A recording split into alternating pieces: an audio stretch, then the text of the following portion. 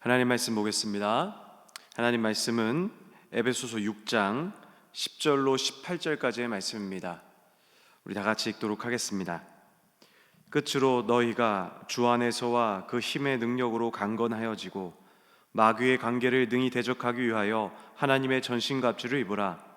우리의 씨름은 혈과 육을 상대하는 것이 아니요 통치자들과 권세들과 이 어둠의 세상 주관자들과 하늘에 있는 악의 영들을 상대함이라.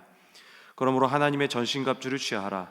이는 악한 날에 너희가 능히 대적하고 모든 일을 행한 후에 서기 위함이라.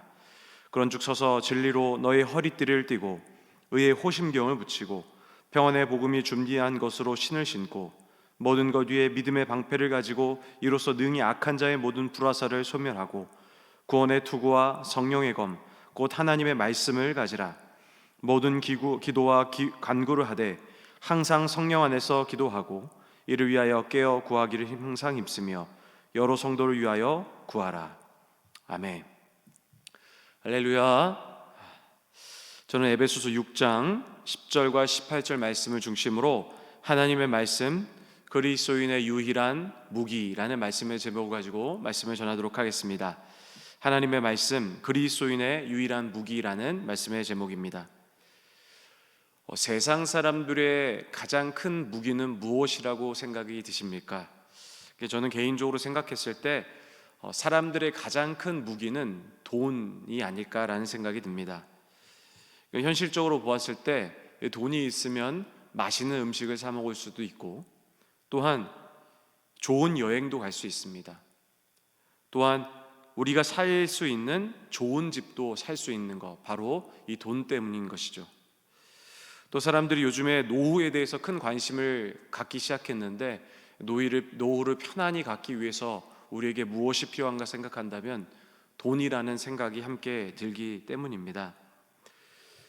그래서 사람이 살다 보면 또 돈이 가진 사람들의 입장에서 봤을 때 더 큰 무기가 있을 거라는 생각도 함께 듭니다. 그게 뭐냐면 바로 높은 권력과 힘이라는 거죠. 사람은 자기가 가진 것으로 무엇인가를 하고 싶어 하는데 이 돈으로 안 되는 것인데 그것이 그 세상의 권력과 힘이라는 것입니다. 그러니까 사람들은 무언가를 자꾸 하고 싶어 하죠. 그렇다면 세상 사람들과 구분되는 그리스도인의 가장 큰 무기는 무엇이라고 생각하십니까? 세상 사람들과 똑같이 돈 혹은 권력과 힘이라는 생각은 하지 않으실 것입니다. 오늘 함께 읽으신 본문에 보면 눈에 들어오는 한 가지의 표현이 있습니다. 그게 무엇이냐면 바로 17절입니다. 17절에 보면 이렇게 이야기합니다. 구원의 투구와 성령의 검, 곧 하나님의 말씀을 가지라 라는 거죠. 오늘 본문에서 우리의 유일한 무기, 그리스도인의 유일한 무기가 무엇이냐를 얘기하냐면 바로 성령의 검, 즉 하나님의 말씀이라는 것입니다. 에베소서 6장에 보시면 그리스도인의 6가지 무기에 대해서 이야기하죠. 진리의 허리띠, 의의 호심경, 평안의 복음의 신, 믿음의 방패, 그리고 구원의 투구, 마지막으로 성령의 검, 즉 하나님의 말씀입니다.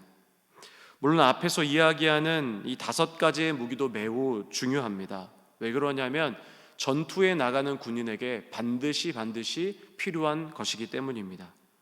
그런데 이 성령의 검, 즉 하나님 말씀이라는 것은 앞에서 5가지 언급하는 것과 다른 개념이라는 생각이 듭니다. 왜 그러냐면 유일하게 적대하는 이 악한 세력에 대해서 공격할 수 있는 유일한 것이 바로 이 성령의 검, 바로 하나님의 말씀이기 때문이라는 거죠.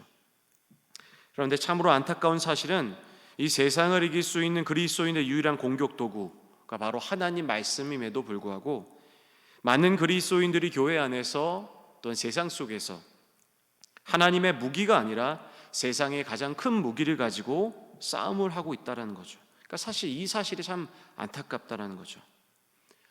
만약에 남들보다 더 많은 것을 가지고 있고 그리고 남들보다 세상적으로 좀 더 잘된 삶을 살아가거나 또한 높은 위치에서 힘을 갖고 있는 사람들이 다른 사람들을 누리고 무시하는 일이 생겼다고 한다면 그것은 하나님의 뜻이라고 이야기할 수 없다는 거죠. 그럼에도 불구하고 그렇게 살아가는 사람들이 참으로 많다는 거죠. 우리가 생각해 봤을 때 우리가 하나님 말씀대로 살아가는 것, 하나님 말씀을 지니고 살아간다는 것, 이 모습을 볼 때 성도님들은 어떤 생각이 드십니까? 작년에 저희 교회에서 부흥회를 인도해 주셨던 김양재 목사님의 간증이 생각이 납니다. 특별히 김양재 목사님이 자신의 그 어머니에 대해서 이야기를 하셨을 때 늘 아무 말씀 없이 참 누추한 모습으로 늘 새벽에 나아가 기도하시고 이 교회를 청소하시는 모습을 보았을 때 그 목사님의 이 생각이 참으로 어려웠다라는 거예요. 저 또한 믿음이 없었던 시절에는 이 하나님 말씀대로 살아가는 것에 대해서 이 긍정적인 시선은 아니었던 것 같습니다. 저희 어머니의 모습을 보면 늘 그런 생각이 들었습니다. 늘 새벽 4시쯤 일어나셔서 준비하시고 그리고 새벽 예배를 나가시는 이 어머니를 보았을 때 늘 몸도 약하시고 연약하심에도 불구하고 굳이 저렇게까지 해야 하는가라는 생각이 들기도 했다라는 거죠. 또한 반항하던 이 청소년기 시절 때는 이 기도라는 것이 무능력의 상징은 아닌가라는 생각도 함께 들기도 했습니다.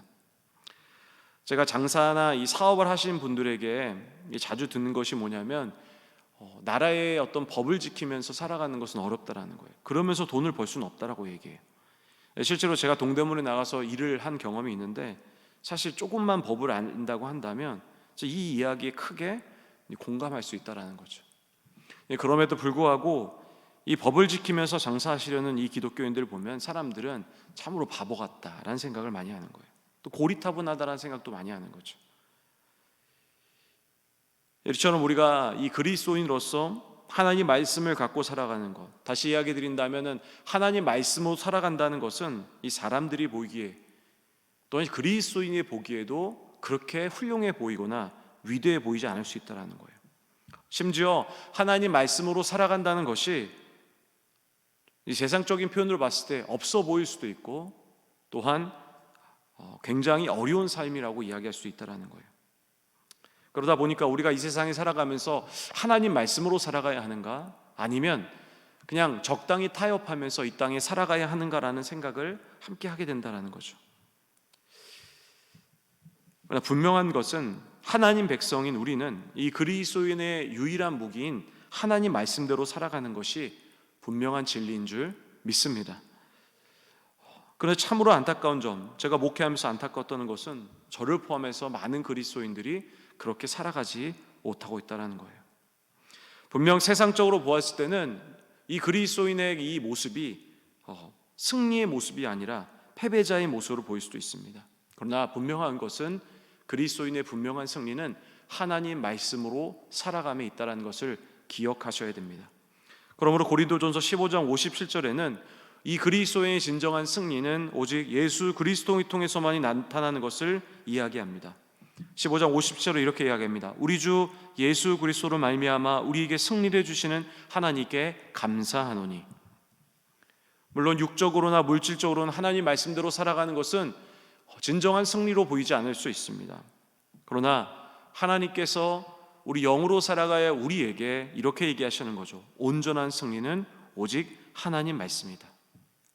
그럼 우리 사랑하는 성도님들, 진정한 승리의 삶을 살아가기 위해서 하나님 말씀대로 살아가시기를 주님의 이름으로 축원합니다. 그런데 하나님 백성이 하나님의 입장에서 이 땅에서 하나님 말씀대로 살아가는 것이 얼마나 특별한 것임을 우리가 기억할 수 있는 말씀이 있습니다. 그것은 바로 빌립보서 2장 15절이라는 거예요. 이 말씀을 제가 세번역 성경으로 읽어드리도록 하겠습니다. 그리하여 여러분은 흠이 없고 순결해져서 구부러지고 뒤틀린 세대 가운데서 하나님의 흠없는 자녀가 되어야 합니다. 그리하면 여러분은 이 세상에서 별과 같이 빛날 것입니다. 우리는 구부러지고 뒤틀린 세대를 살아가고 있다고 이야기합니다.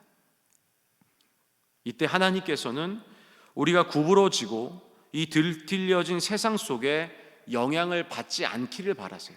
그리고 우리에게 이렇게 말씀하십니다. 너희는 흠없이 살아야 한다. 하나님 말씀대로 흠없이 살아가야 한다라고 이야기하는 거죠. 그런데 하나님이 이러한 삶을 살아가고 있는 사람들에게 이렇게 이야기하는 겁니다. 바로 이 세상에서 별과 같이 빛이 난다라는 거예요. 이 빛은 우리 사람의 육의 눈으로 보이는 빛이 아니라는 거예요. 영의 눈으로 보이는 빛이라는 거죠. 이처럼 하나님께서는 하나님 말씀대로 세상의 흐름을 따라 살아가지 않는 많은 사람들에게 이렇게 얘기하는 거죠. 너는 하나님 말씀으로 살아가기 때문에 너는 빛이 난다라는 거예요. 그러니까 그만큼 하나님 입장에서 특별하게 여기신다는 사실을 우리는 기억해야 한다는 거죠. 이처럼 그리스도인에게 이 땅에서 하나님 말씀대로 살아가는 것이 너무나도 중요합니다. 2020년도를 마무리하는 12월입니다. 날씨가 매우 추워지기도 하고 또한 이 코로나의 확산 때문에 이 어느 곳에서 빛이 보이지 않는 그런 삶을 우리가 살아가는 거죠. 그러기에 이 시기에 하나님의 사랑이 더욱더 빛이 나야 하는 때라고 생각이 듭니다. 특별히 어려운 시기에 우리 사랑하는 하늘비전교회 성도님께서 우리가 실천할 수 있는 이 하나님 말씀을 실천하심으로 말미암아 하나님께 보시기에 여러분이 반짝반짝 빛이 나는 바로 이 별과 같은 존재로 이 땅에 살아가시기를 주님의 이름으로 축원합니다. 기도하겠습니다. 사랑의 하나님 아버지, 고맙고 감사합니다. 이 코로나 바이러스로 인해서 우리 가정에서 새벽 예배로 하나님 앞에 드립니다. 우리 사랑하는 성도님들 가정에서 하나님 앞에 온전한 예배를 드리게 하시고 또한 하나님 앞에 또 기쁨이 되는 또 빛이 되는 삶을 살아가는 우리 사랑하는 성도님 될 수 있도록 인도하여 주시옵소서. 특별히 우리 성도님들 코로나 바이러스로부터 안전하게 지켜주시고 또한 우리 성도님들이 하나님과 동행하여 이 시기에도 하나님을 붙잡는 또 하나님의 믿음의 온전한 모습으로 살아가는 우리 성도님 되게 하여 주시옵소서. 하나님께 지켜주시고 보호하실 줄 믿사오며 예수님의 이름으로 기도했습니다. 아멘.